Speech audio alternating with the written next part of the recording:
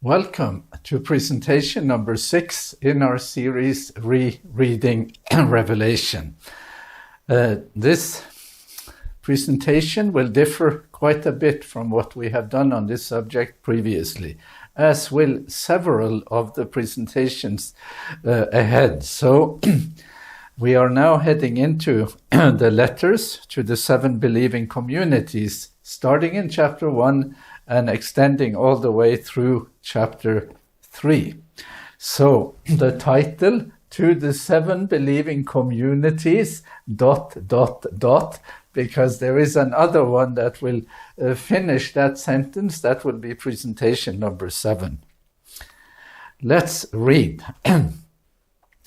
I, John, your brother, who share with you the distress and the kingdom and the perseverance in Jesus.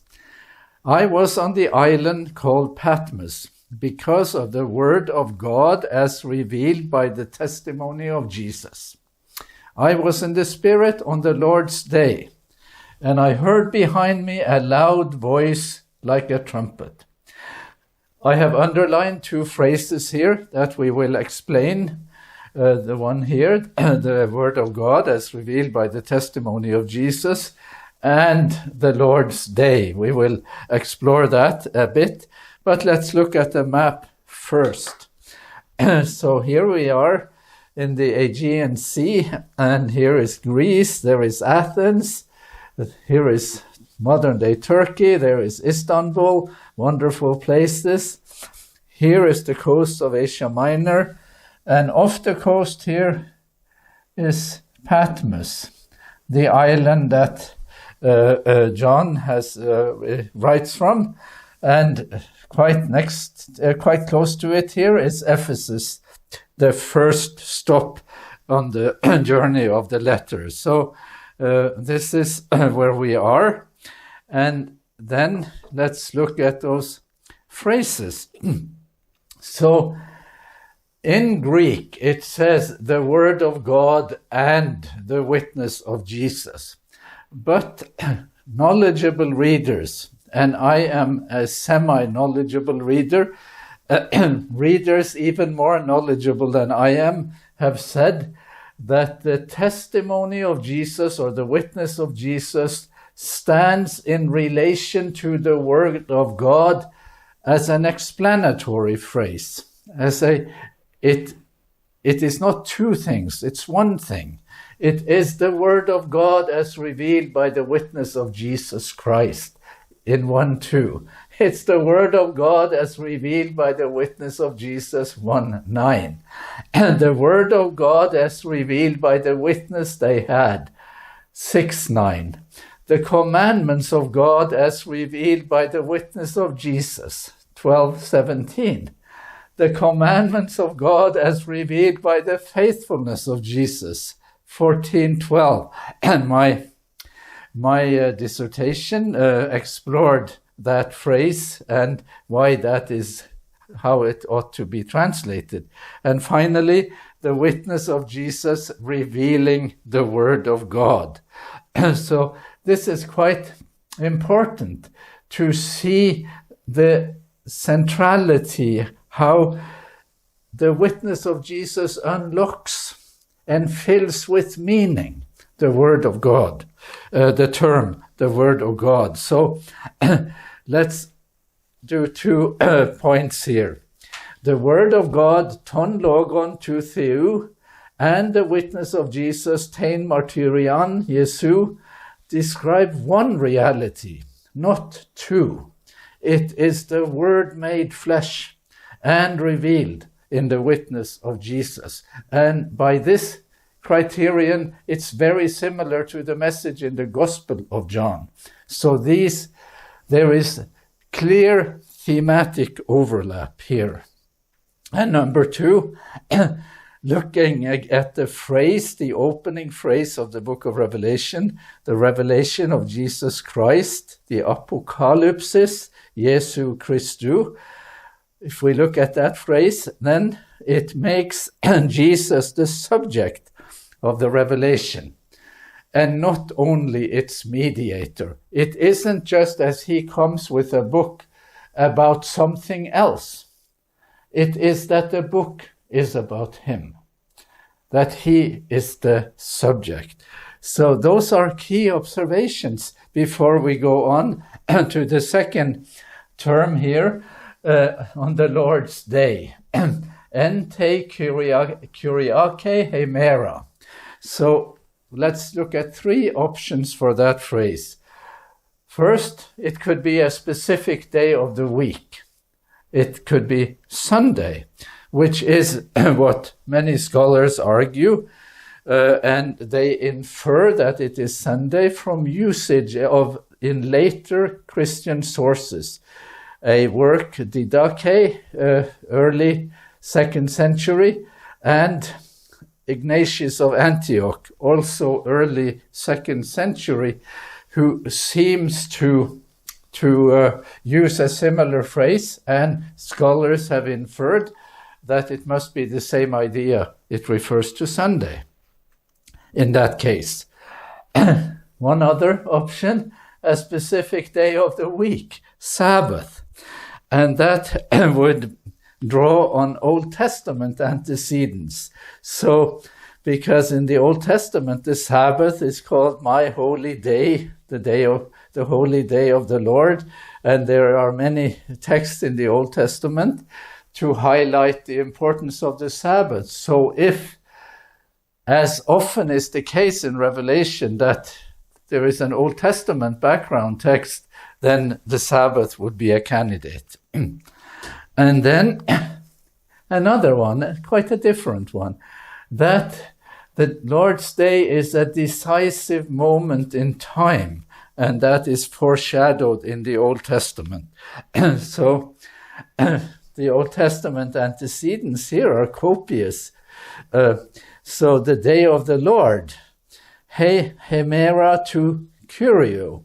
So we have many texts in the Old Testament that talks about the day of the Lord as a decisive moment when God will reveal himself, when the whole story will come out.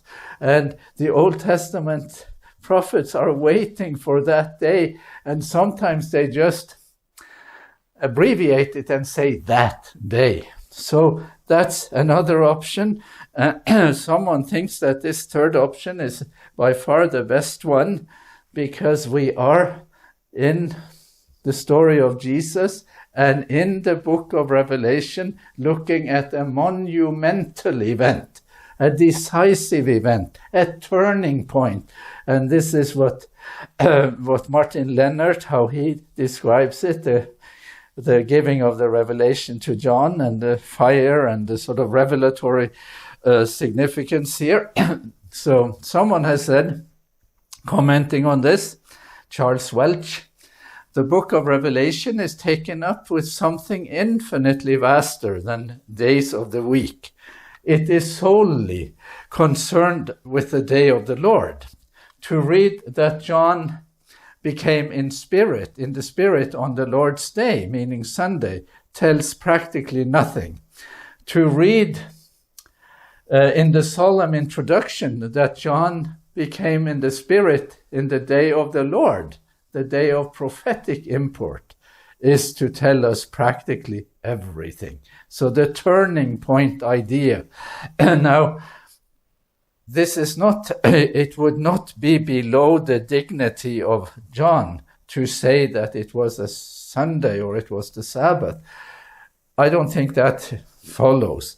But it would be thematically coherent. It would be on topic to say that this term refers to the decisive day of the Lord. Reading on. I heard behind me a loud voice like a trumpet saying, "Write in a book what you see and send it to the 7 believing communities, to Ephesus, to Smyrna, to Pergamum, to Thyatira, to Sardis, to Philadelphia, and to Laodicea." So here he is commissioned to send mail, and I have not translated ecclesia as churches, because that gives us an idea that there is a building there, a church of our time. I have translated this believing community because these were communities, and at that time, small communities. Here in the Deuce Apocalypse, we have these elements here at University of Oxford Library. So we have a voice like a trumpet, the call to write, and he is ready to write. And the 7 believing communities here, and they have been listed in the right order by the artist in this amazing work from the 13th century. Reading on. And on turning, I saw 7 lampstands of gold, and in the middle of the lampstands I saw one like the Son of Man, clothed with a robe reaching to his feet, and girded about with a golden sash across his chest. His head and his hair were white as white wool, white as snow. His eyes were like a flame of fire. His feet were like burnished bronze, and his bronze refined as in a furnace. And his voice was like the sound of many waters. In his right hand he held 7 stars, and from his mouth came a sharp 2-edged sword, and his face was like the sun shining in full force. So this text alludes to the book of Daniel, in part to an angelic figure that appears in chapter 10, and in part to the Ancient of Days, who appears in chapter 7. So some of the features of Jesus as the Son of Man, he shares those features with the Ancient of Days. He is, in some ways, a reflection. He belongs to the divine identity. And this description here, all these features, seem to present a majestic person, an important person, a beautiful person. There is beauty here. The voice is a beautiful voice, a voice we can just imagine. And the sword that comes from his mouth, that is the weapon of witness. So the weapon of revelation. And here in the Tangier tapestry, in Angers, the tapestry, Apocalypse tapestry in Angers in France, we have another representation, the candles here, and Jesus, and this 2-edged sword, and the bronzed feet, and so on. So very detailed, very amazing, and showing again that Jesus is not only the one who sends the letter from afar, but he is also present at the place of reception. He is in the middle of the lampstands. That's quite a strange idea. What do we have so far? The believing community is in this message represented from the point of view of mission, as a participant in the mission, as heaven's outposts on earth. And these communities are the means through which the revelation will be brought home to the world, so that, to the point that, every eye will see him, even those who pierced him, and all the tribes of the earth will mourn deeply and sincerely because of him. The witness of the community will make a difference. This verse here isn't just a verse depicting the second coming. It is a verse depicting the coming of a revelation to the world through the witness of the believing community. So then the communities are the venue by which God makes the revelation a success, as the book of Revelation predicts that it will be. When I saw him, I fell at his feet as though I were dead. But he placed his right hand on me, saying, "Do not be afraid. I am the first and the last and the living one. And I was dead, and look, I am alive forever and ever, and I have the keys to death and to Hades." This again echoes Daniel, an angelic figure that makes Daniel fall as though dead. And here in the Deus Apocalypse, we have John in a posture of worship in part, and in a posture of collapse, almost, you might say. And there is the hand of Jesus touching him here. So, what do we have here? We have Jesus, then as the first and the last. Jesus shares the divine identity. We've talked about that already. And then Jesus as the living one is the only one who can speak of death in the past tense. Let's try it out. I can say, I will die one day. It will be true. That's future tense. And my mother told me that when my father died, he was an elderly man. I was only 20 when he died, but my mother told me that at the point when he was dying, he said, "I am dying." And he died. So I will die, I am dying, and then talking about the deceased person, he died. And now Jesus comes on the scene and he says, "I was dead." And he is the only one who can talk about death in the past tense.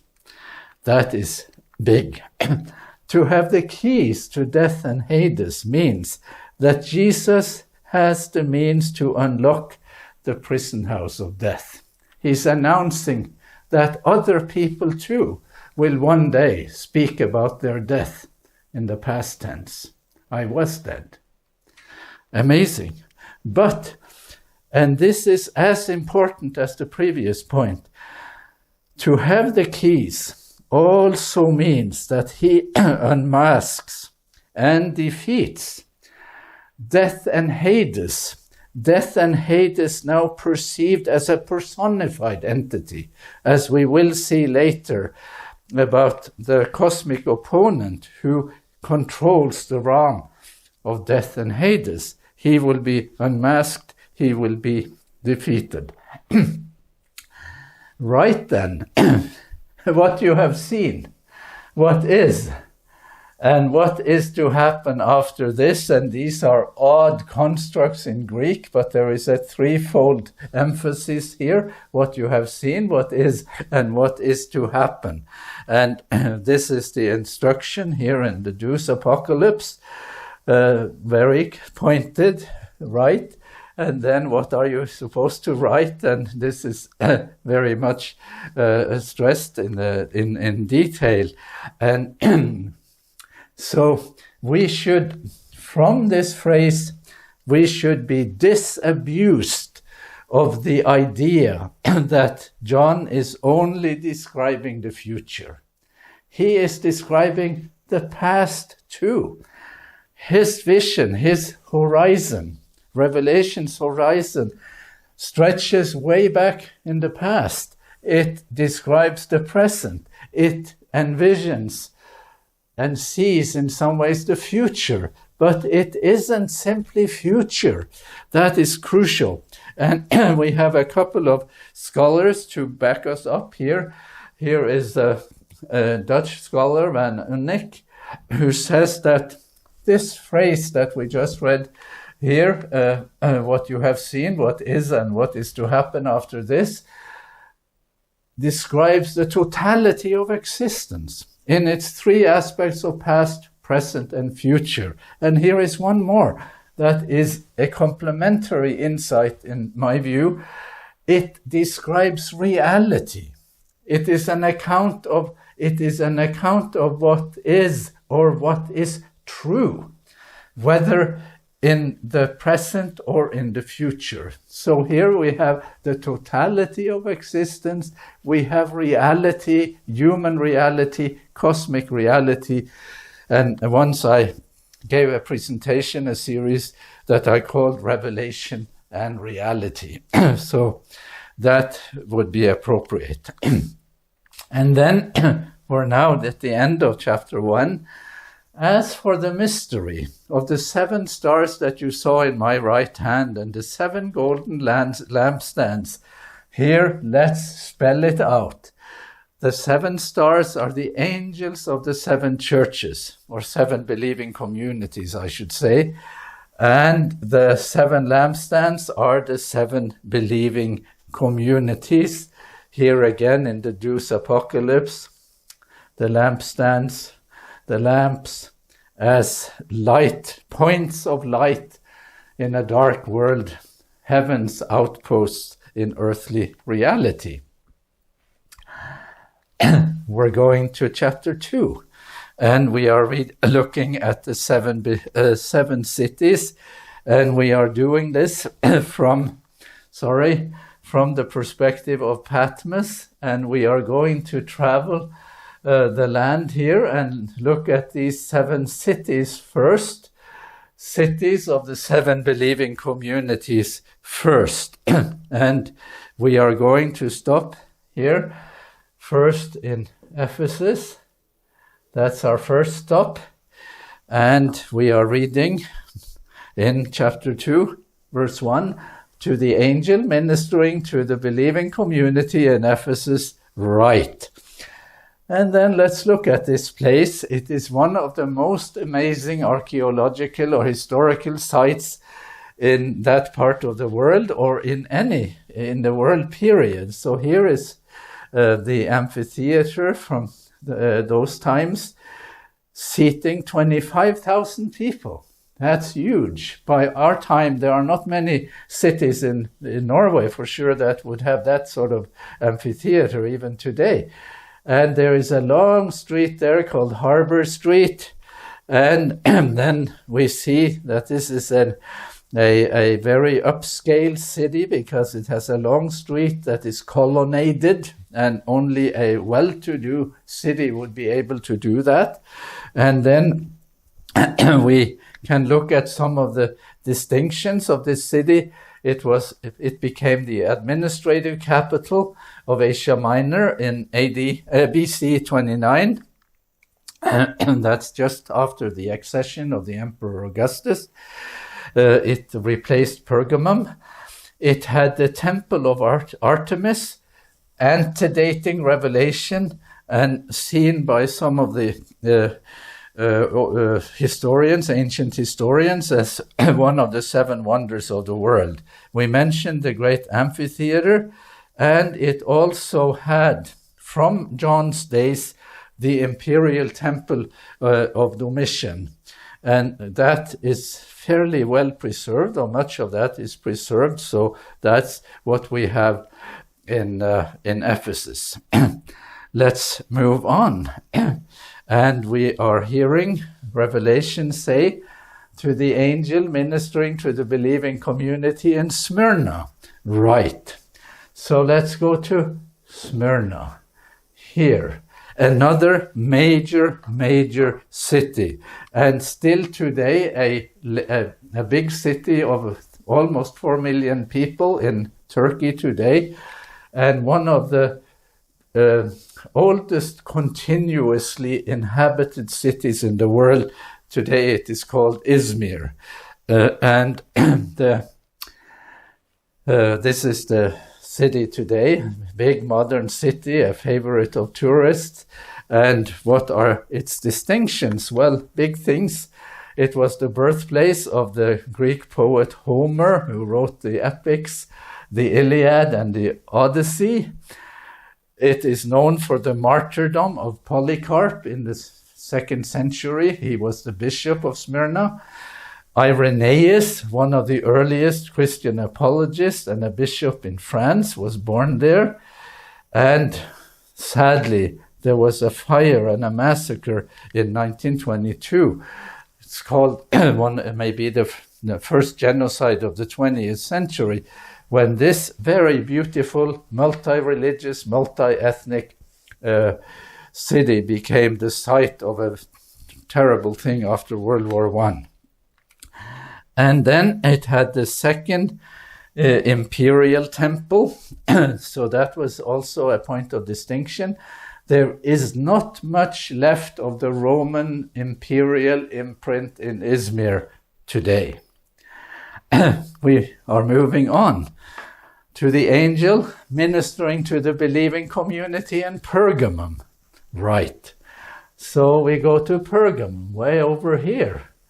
And just like the previous two cities, a major city, and some ruins almost as impressive as in Ephesus, as here on the Acropolis in Pergamum, a huge, fairly well-preserved amphitheater, and a long street leading up to the Acropolis and showing imperial greatness. So this was the provincial capital until 29 BC. It was eclipsed by Ephesus, and it had the distinction of building the first imperial temple. And here is a point of interest.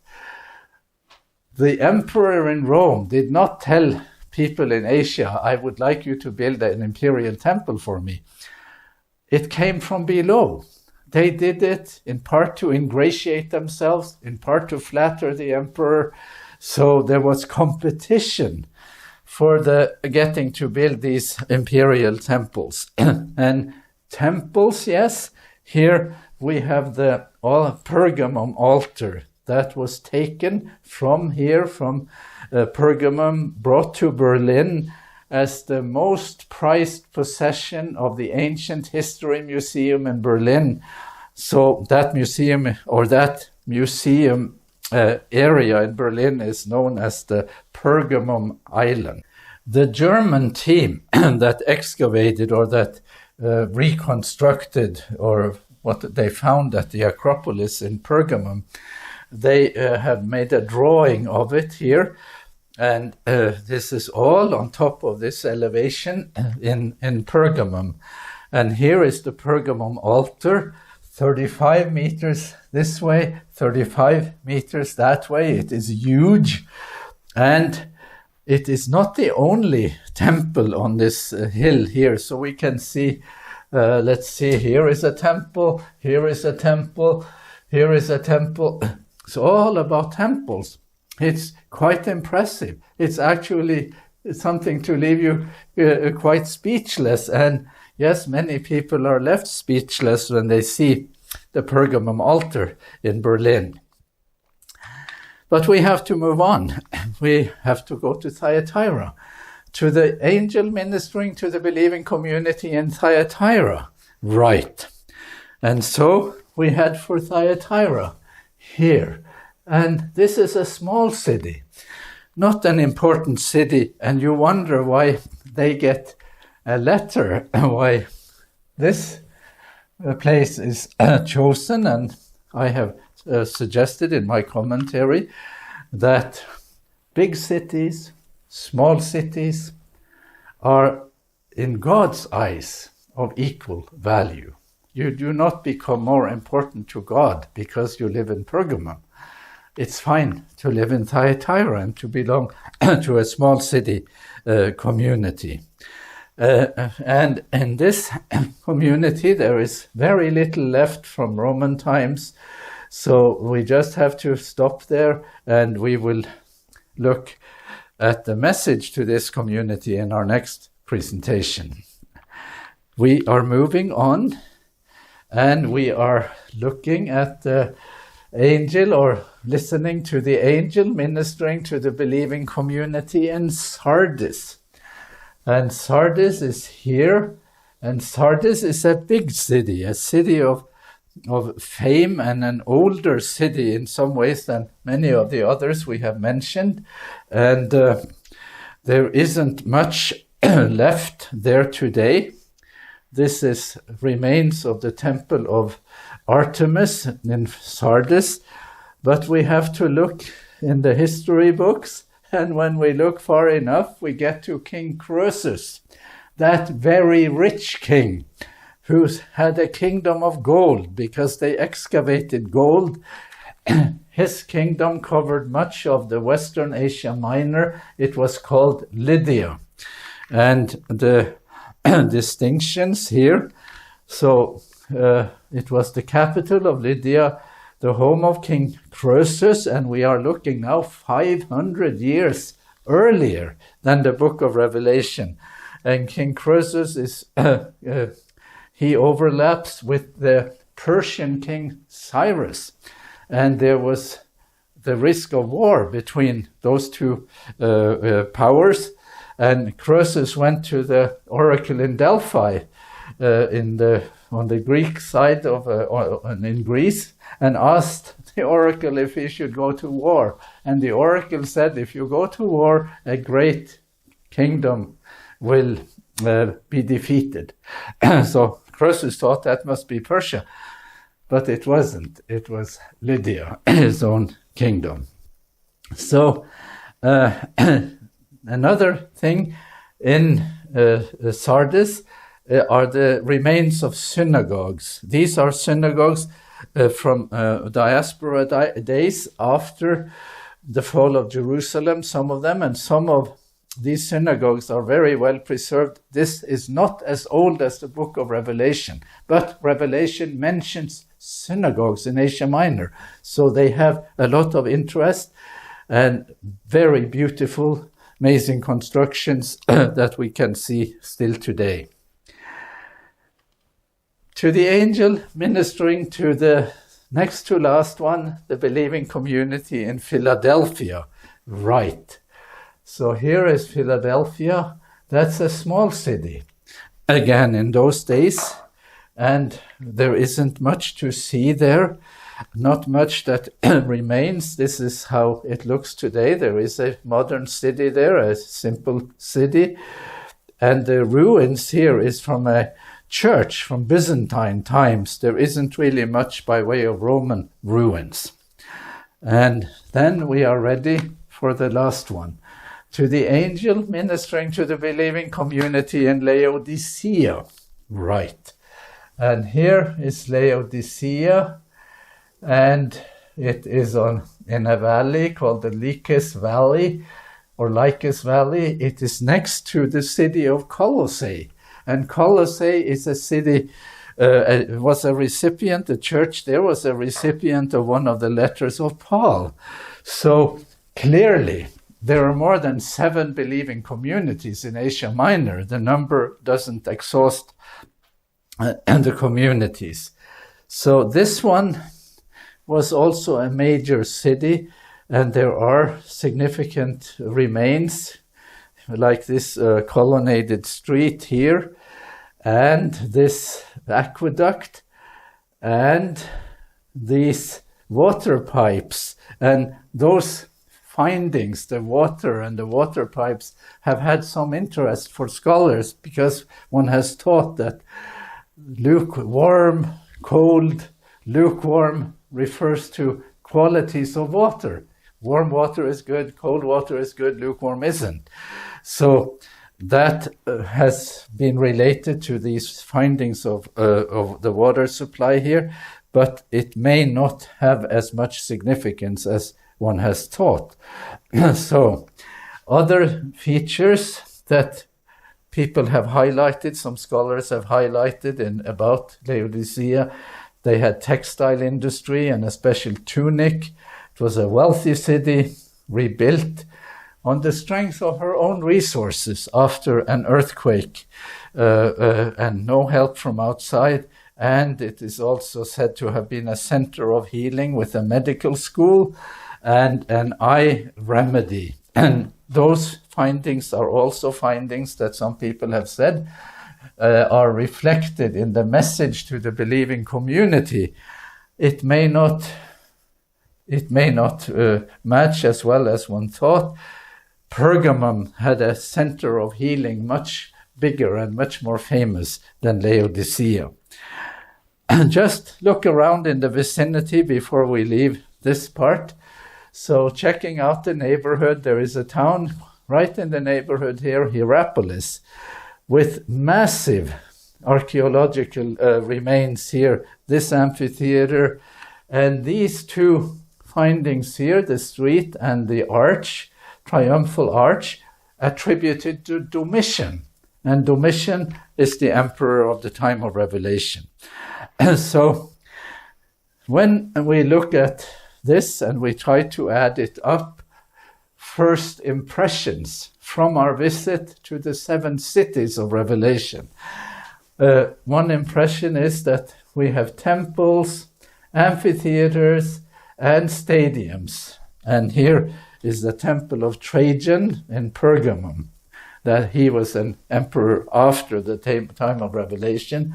So we have religion, culture, and sports represented in this ancient city. And guess what? We have religion, we have amphitheaters or culture, and we have sports too. And the buildings we make in our time are in some ways similar to the buildings they made. It's called the classical style. So there are at least superficial resemblances.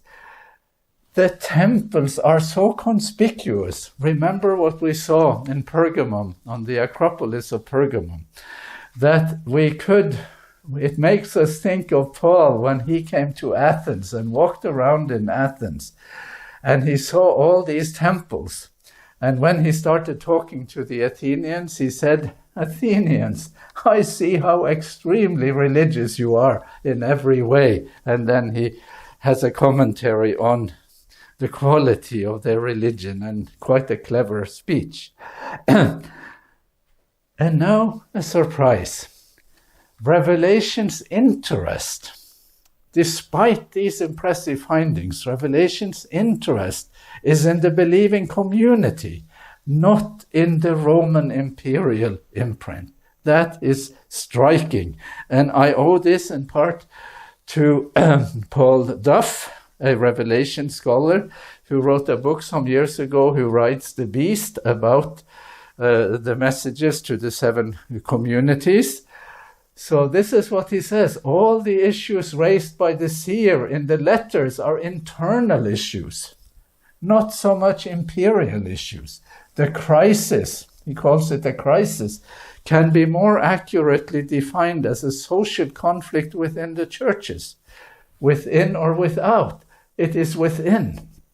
And a third one, in the 7 letters to the churches in Western Asia Minor, one rather surprising finding, given the traditional reading of the Apocalypse, is the fact that most of the issues enumerated, and certainly the most pressing ones, are internal, intra-Christian issues.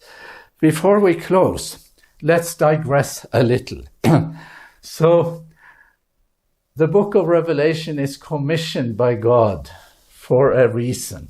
And I ask, would I, or God, commission Revelation to unmask the pretension of the Roman Empire and the Roman imperial cult? That is what many people think this book is commissioned to do.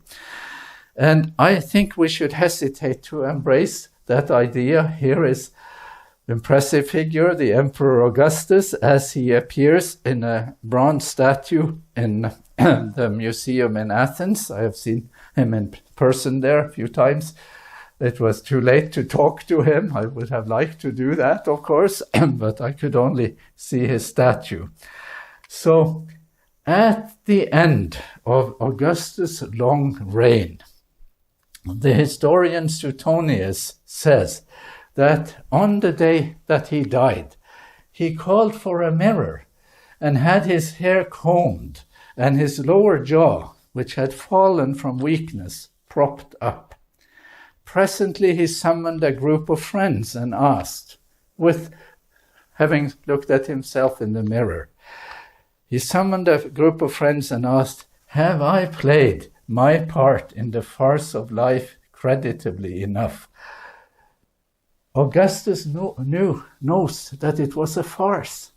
Did everyone else know? Or would you need a book of Revelation to know that it was a farce?